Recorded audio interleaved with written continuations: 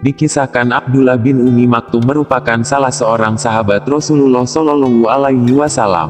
Ia menyandang disabilitas, kedua matanya tak berfungsi sehingga ia tidak bisa melihat. Suatu kali Abdullah mengikuti kajian Rasulullah Shallallahu Alaihi Wasallam di masjid sebagaimana biasa. Rasulullah Shallallahu Alaihi Wasallam menyampaikan tentang kewajiban setiap muslim yang mendengar suara azan untuk segera menunaikan sholat di masjid.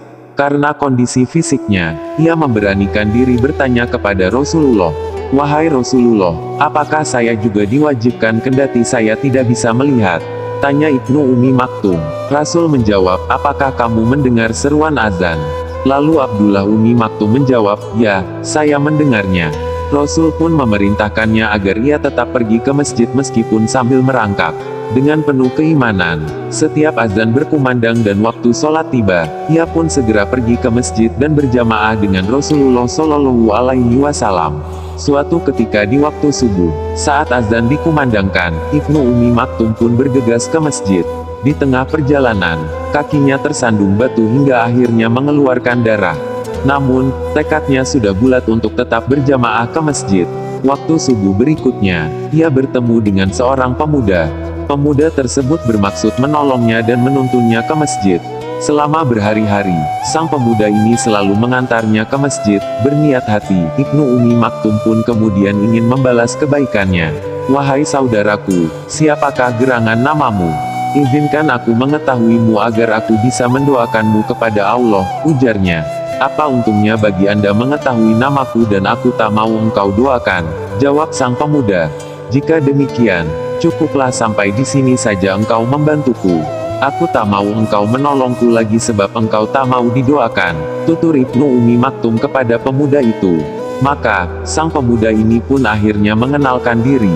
"Wahai Ibnu Umi Maktum, ketahuilah sesungguhnya aku adalah iblis," ujarnya.